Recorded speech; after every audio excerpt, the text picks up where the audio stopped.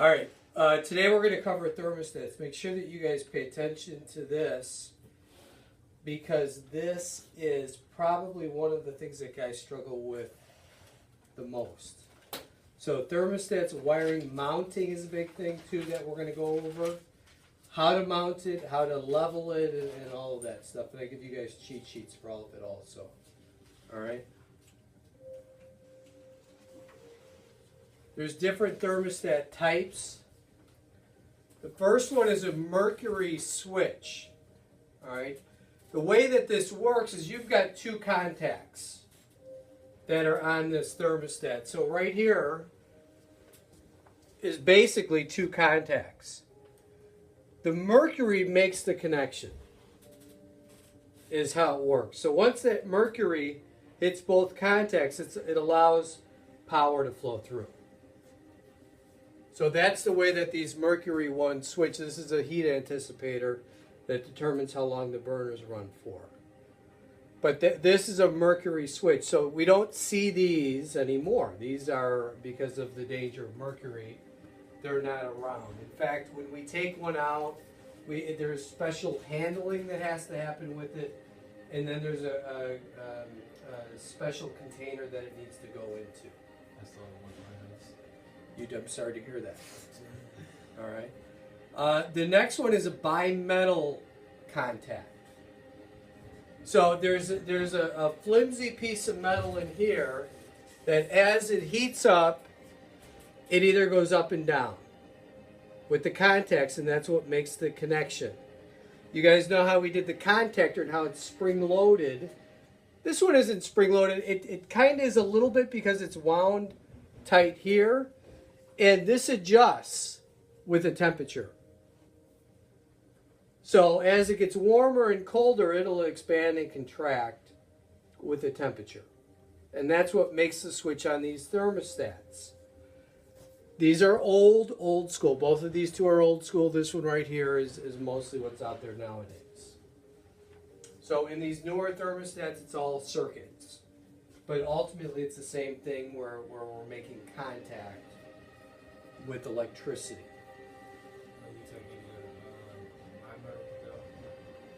Yeah, there's still quite a few that are in there. In fact, you guys may have installed some bimetal ones. But that coil is what ultimately expands and contracts. Underneath this, but here's where the bimetal is in here. There's a coil, if you look behind here, there's a coil on that one too. And that will turn the bulb, adjust that bulb between hot and cold. Because you remember, you're using this for heating and for cooling. So what switch is it? The switch for this, can you see these metal rods right here? Yeah. That's the switch. So if the mercury in this touches both, that means now you've got the flow of electricity. All right. In here, they're right in this tube right here where you've got two metal pieces of metal that are making contact. In here, I don't know. It's in the circuit board somewhere.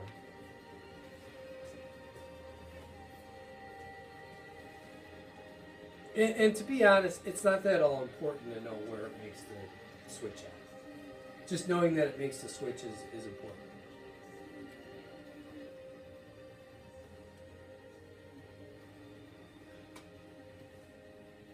Now with thermostats, you've got a bunch of different types of thermostats. You've got wired direct.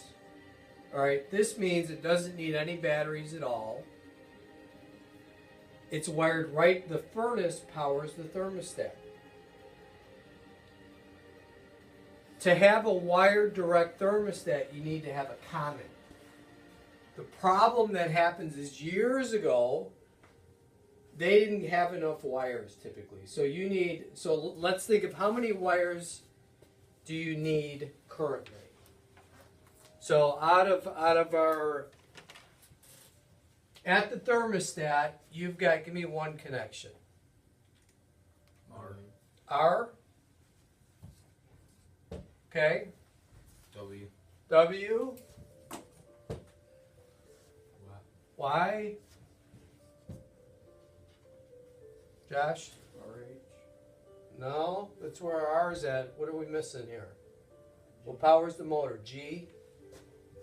So this is mostly what we have if we're lucky. If it's an older house, yours may just have 3 wires. But we've got 4 wires. So with 4 wires, we can't use wired direct. We need battery power. All right, if we have wired direct, we need a C also. So we need 5 thermostat wires for wired direct.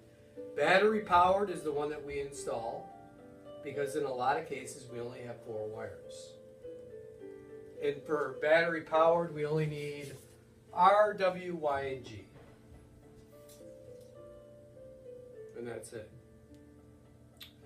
Wired to a module.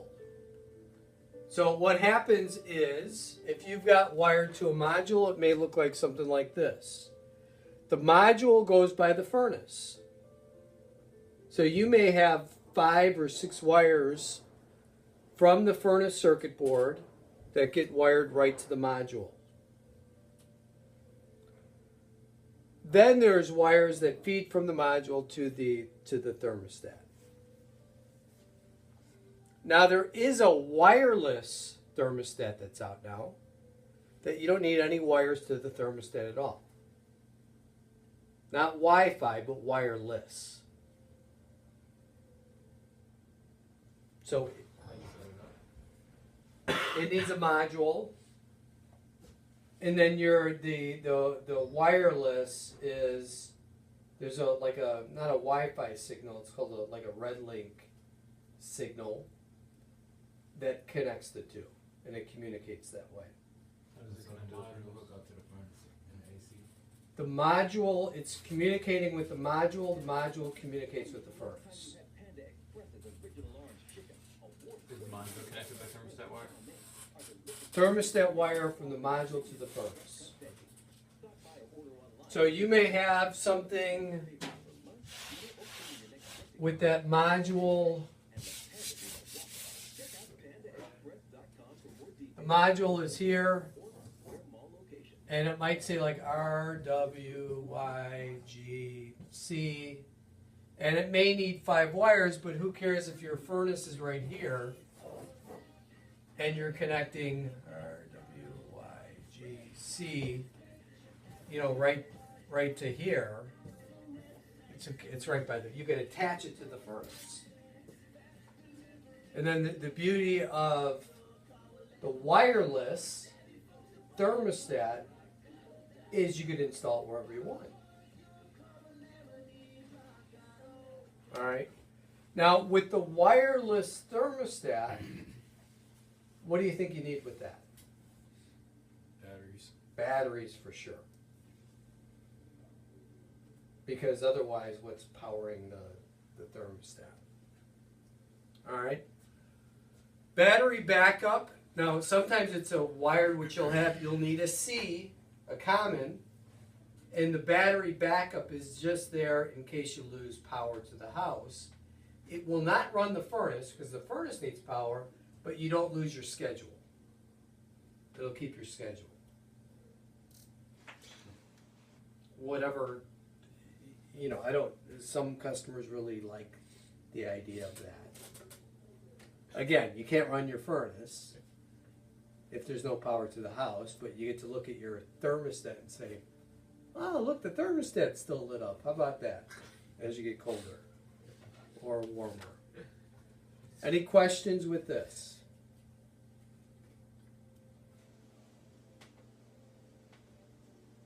All right.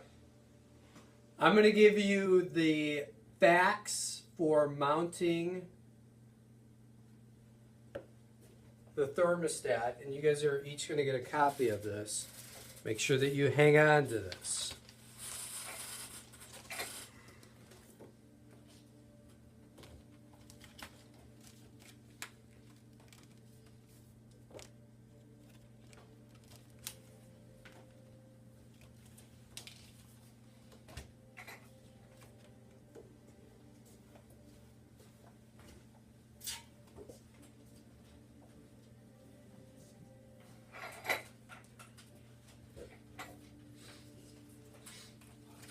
All right, so mounting the thermostat. Fact number 1 is use anchor kit when screwing into drywall, stucco, plaster, unless lath can be used. So do you guys know how lath and plaster works? I'll show you how that works. It's important to know. Concrete or ceramic, you can use the anchor kits. You guys know what the anchor kits are? With the comes with the drill bit, the plastic anchors, and then the screw. All right. Do not use an anchor kit if you're going into wood. That's ridiculous. Only use it with these materials here. All right. I'm going to flip real quick here and show you kind of lath and plaster.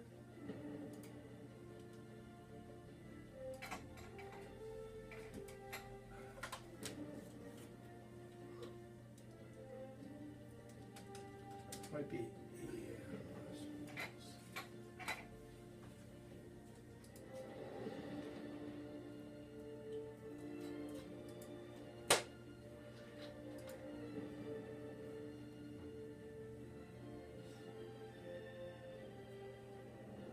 All right, so the way that lath and this is, you're looking on the inside of the wall here. Let's go back.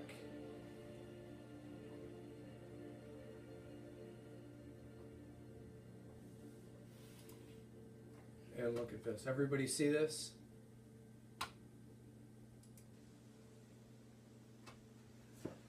So this is what I have in my house right here. You're looking at the back of the wall. So what they'll do is you've got boards that are stud the wall out. What they do then is once they got the boards here, they'll take these laths, they put them across your studs, and they nail them up. All right. The lath is a foundation that you put the plaster on. So the plaster is like drywall mud. Almost. So you have, after the lath is all up, imagine the work that it took to put all of the pieces of wood up there. And they're hammering in each individual piece for the wall. Do they still do that? It's like a guy that can do plaster is like an artist at this point. All right, because it's not. It takes too long. It's too expensive. There are guys that can still do it. Now, what they'll do here is they'll take that what looks like drywall mud, which is plaster. They put it on a trowel, and they go across the lath and wipe it down. Can you see how it's squeezed out here? Well, that holds the plaster in place. They don't put these one on top of another. They keep a little gap in between, about a 1/4 inch gap in between each lath. It's spaced out so the plaster can squeeze through. When it dries, it spreads out and expands and will hold on to the lath. You guys understand? To get it smooth is really difficult. And that's why it's like almost like an artist has to do it. I foolishly did a repair on my house, and I didn't know that plaster, when it starts to dry, it heats up and it expands. I did something around a light switch, and I put plaster on it, and I put I'm thinking like it's like, well, like drywall. So I put it on the trowel, and I smoothed it all out. And I went back about 2 hours later, and it looked like a pregnant belly out of the wall. Like it was like, shaped. Well, and I touched it, and it was like hot to the touch. So I took a I took a sander first, a drywall sander, and it was like it wasn't going anywhere. Then I took a palm sander. And then I had like a belt sander that's made for refinishing floors, and I put it up to that wall, and it did very little for slimming that. And I had it on there forever. But that plaster is really, it's really something when it sticks on there. The problem is if you do too much work around here, is that the plaster will start to break off the back. Now, I had my brother-in-law and sister move in with us for about a month, and I came home from work, and I could hear noise upstairs. And my brother-in-law, who's a pastor, decided to redo the bathroom upstairs. And he's a pastor, he's not a... All right. I was like, oh boy. So I went up there, and he decided that he was going to put a vanity in, and so he cut a hole in the wall. Now on the other side of the wall is my staircase.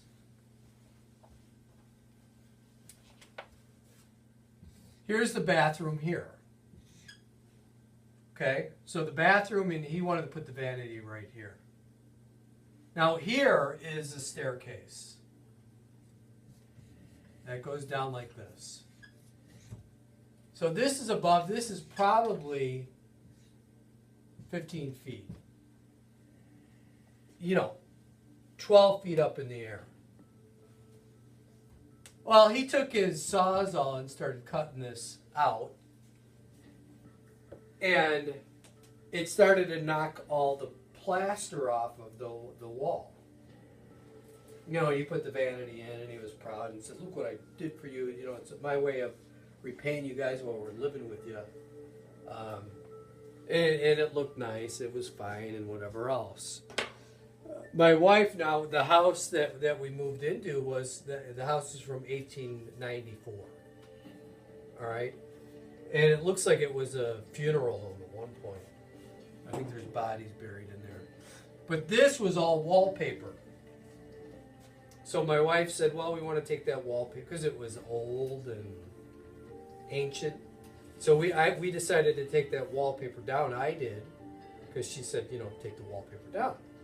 So with wallpaper, it's like a fruit roll-up where you're going to grab it and take this all off. Well, I grabbed the bottom of it, yanked on it. It took all of the plaster off of the lat. All of it on that wall. Because my brother-in-law, when he did that Sawzall and pounded on that wall over here, it knocked all of this off.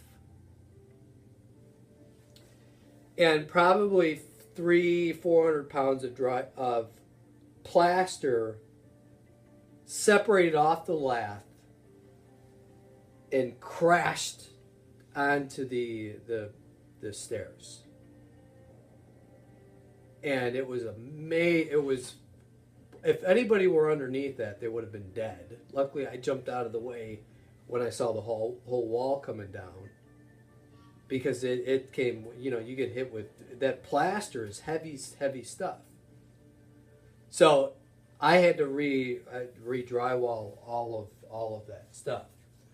Where I'm getting with it is this: when you have the lath behind the plaster, typically the plaster that you're going to have that gets on there might be a 1/4 inch or thicker. It might be 5/8 inch, somewhere in there.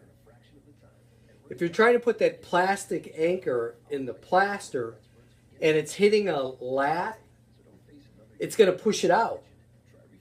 So you may drill it, and it might be enough to get through the plaster, but not the lath. And you want to catch your screw on the lath.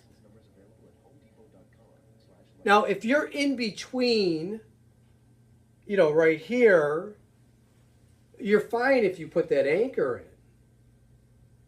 But if not, it's going to keep shoving, and it'll shove your thermostat back out. So you need to know what you're screwing into when you go to mount a thermostat. Or support, it's got plaster ceilings too. So you need to know what's behind that. Does that make sense? You get ceilings that are like that, or the last. Yeah, you can have plasters. Like I said, if it's an older house, for sure. You guys see, look at the neighborhood. If it's a house that was built in the 80s or anything the 50s, you need to know what the material is. If it's drywall or plaster. If it's plaster, you've got to rethink it. Any questions regarding this? All right. If you're screwing into paneling or wood, it's simple. Use the wood screws. You can use the screws that come with the thermostat. That's fine if you're going into wood. But don't use the anchor. That's goofy. That's beside. You're not going to. The screw to the wood is anchoring the thermostat. The anchor will screw. It'll mess things up. All right. Confirm that the thermostat wires are long enough.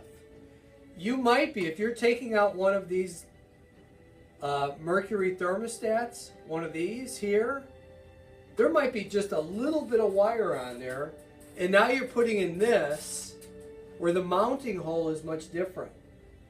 The mounting hole for this thing might be dead. Now we're looking at the base of the thermostat, not the sub base. But the wiring for this is probably right center in the middle. The electronic thermostats, the digital ones, are off to the side. They're somewhere right in here. So you've got to make sure that your wire is long enough before you mount. It may change where you mount the thermostat.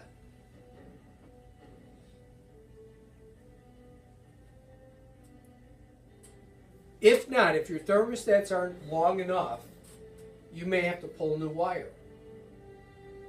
So let's say it's not long enough and you're thinking, well, even if I mount it differently, it's going to throw, maybe there's paint or there's wallpaper around it. And keep in mind, the homeowner, if we put in a new system, they do not want a home improvement project. It's never good for you to say to them, okay, well, hey, once we leave, you'll have to re-wallpaper the wall or you'll have to paint it because, the thermostat isn't the matchup. That's what we have backplates for. Or you're mounting it so it covers up the hole or the paint mark around the wall.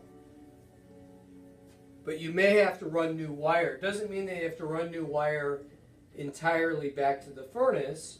You may just have to run new wire from the thermostat down to the basement and then splice the wires there and wire nut them. If you have a battery-powered thermostat, 4 wires are needed. If the thermostat is powered from the furnace, 5 wires are needed. So stuff like the Nest thermostat, we just had a Nest thermostat that we have to add thermostat wire because it was missing the 5th wire. So that's the one that's connected to the module, right? No, that one's just, it's straight in. The Nest is the one made by the Apple guys, the round one that you connect your Wi-Fi connected to it. If you have a 2-stage air conditioner, 6 wires are needed. So you need 6 wires going from the furnace to the thermostat because you need a 2-stage thermostat.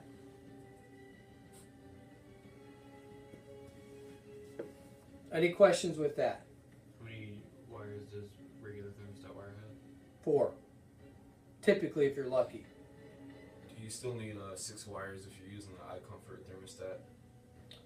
You'll need 4 to the iComfort, and then I think 4 to the outside if it's a communicating AC. Oh, okay. But you'll see, we'll cover the iComfort stuff. And the specialized, when we talk about a communicating system, communicating is like the infinity thermostat, where you have to have a communicating furnace that communicates with the thermostat or the control. The iComfort is a communicating system.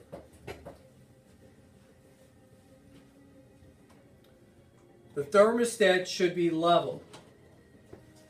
Remember, you're not going to want that big 3-foot level on the wall. That's where you need your torpedo level. And if you look at most thermostats, it'll give you the area that you put your level on.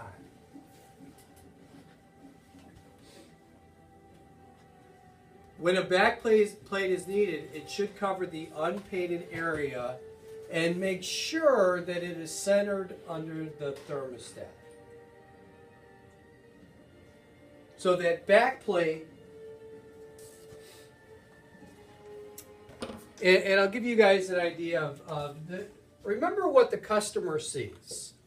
We can do everything that we want with the furnace, but they'll always go back to that thermostat. That's the stuff that they see every day and that they go to every day. The thermostat, we may put it in and they may see it once a year. With the furnace, the thermostat is something every day they look at, and it's either an annoyance. I get annoyed every time I look at the thermostat in the service room because it's not being centered. But if you've got that back plate, we're not putting a thermostat right here. Right? That back plate should be centered right in the middle of the thermostat should be centered right in the middle of the back plate.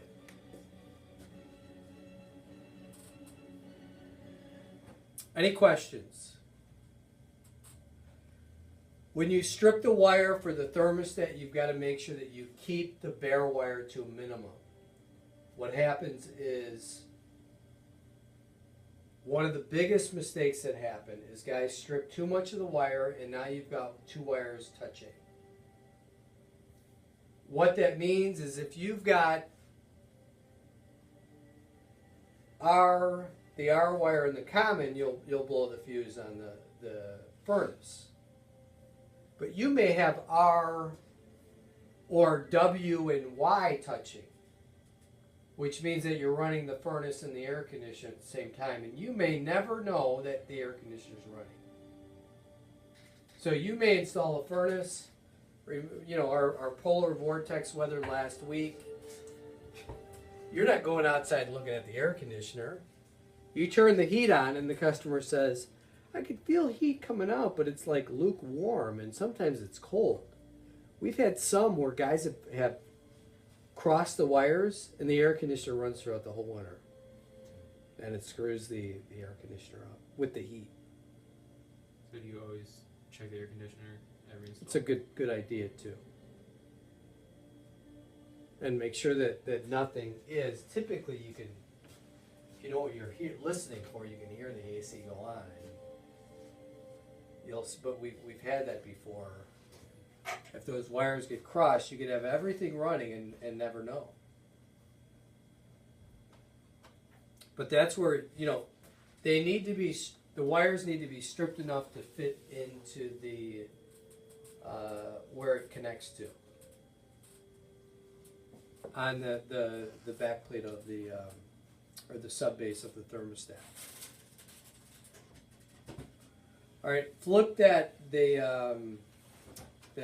white sheet, the one that I just gave you guys, and let's look at the wire connections. All right, now a lot of these thermostats, you'll see all of these different connections. You've got B, O, Y, G, R, C, R, H, C. You've got a plus, an S, a minus, W, 6L. And you may have all of these different things on this thermostat. It does not mean that you're going to use all of them. You're just going to use what's needed for that thermostat. Some of this stuff, a B and an O here, are used for heat pump stuff. Well, we're not installing heat pumps.